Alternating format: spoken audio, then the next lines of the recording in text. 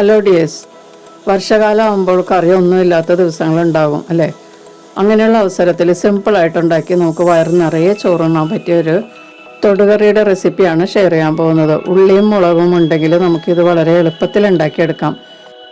ചോറിൻ്റെ കൂടെയും ചപ്പാത്തിയുടെ കൂടെയും ഒക്കെ കഴിക്കാം. നമുക്ക് ലഞ്ച് ബോക്സിൽ വെച്ചിട്ട് പോകാനും നല്ലതാണ്. അപ്പോൾ ഇതെങ്ങനെയാണ് തയ്യാറാക്കുന്നതെന്ന് നോക്കാം. ചൂടായ പാനിലേക്ക് വറ്റൽമുളക് ചേർത്ത് നമുക്കൊന്ന് റോസ്റ്റ് ചെയ്തെടുക്കാം.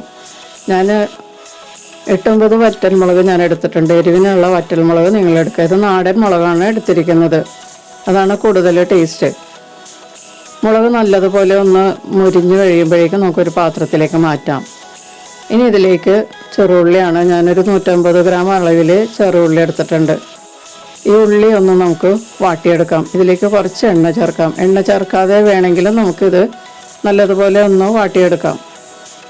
സാധാരണ നമ്മളിത് കനലടപ്പിൽ ഉള്ളിയും മുളകും ചുട്ടാണ് എടുക്കുന്നത്. പിന്നെ പുളിക്ക് വേണ്ടിയിട്ട് ഒരല്പം പുളി ഇതിലേക്ക് ചേർക്കാം, വാളംപുളി. പുളി ചേർക്കാതെ ഉണ്ടാക്കുന്നതും നല്ലതാണ്.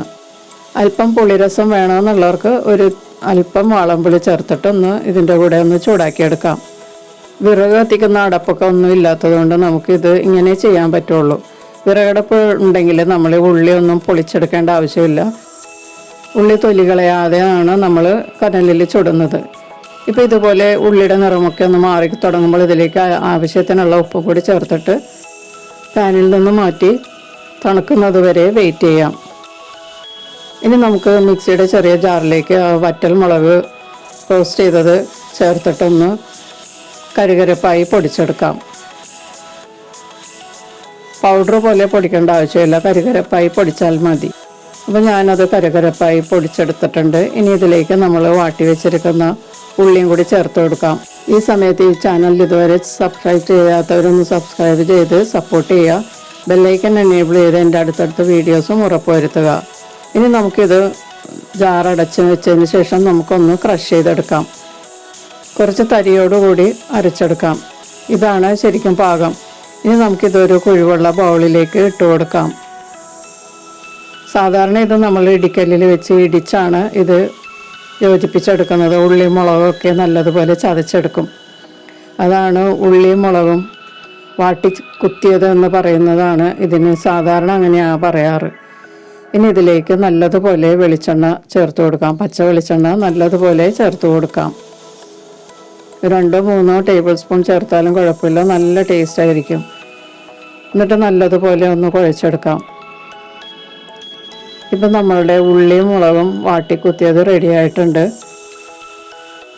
പഴയകാല രീതിയിൽ നിന്നും കുറച്ച് വ്യത്യസ്തമായിട്ട് നമ്മളിത് മിക്സിയിലാണ് യോജിപ്പിച്ചെടുത്തത്. ഇതിനി നമുക്ക് ചോറിൻ്റെ കൂടെയോ ചപ്പാത്തിയുടെ കൂടെയോ ഒക്കെ കഴിക്കാൻ വളരെ നല്ല ടേസ്റ്റാണ്.